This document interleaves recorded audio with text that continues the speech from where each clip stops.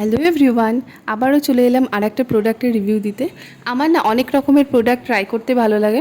কোনো একটা প্রোডাক্টে স্টে আমি করি না, নানান রকম প্রোডাক্ট ট্রাই করি। আর হ্যাঁ, আজকে যে প্রোডাক্টটা তোমাদের সাথে দেখাচ্ছি সেটা হলো ডক্টর রাসেলের প্রোডাক্ট।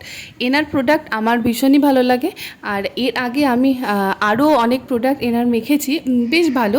এর আগে আমি একটা ডিট্যান স্ক্রাব মেখেছি, বেশ ভালো। আমার অনেকটা ট্যান পড়ে গেছিলো, আমার ঘুরতে গেছিলাম তো অনেকটা ট্যান পড়ে গেছিলো। ওনার স্ক্রাবারটা আমি ইউজ করেছিলাম, আমার বেশ কাজে দিয়েছে। আর এটা হলো একটা স্কিন হোয়াইটেনিং প্যাক।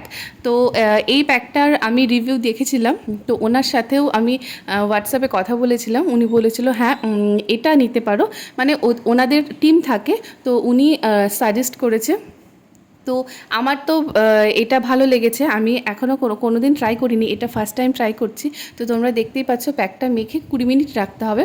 আর হ্যাঁ, প্যাক সবসময় মাখার আগে ফেস ওয়াশ দিয়ে মুখটা ক্লিন করে নিতে হবে, তারপর প্যাকটাকে লাগাতে হবে।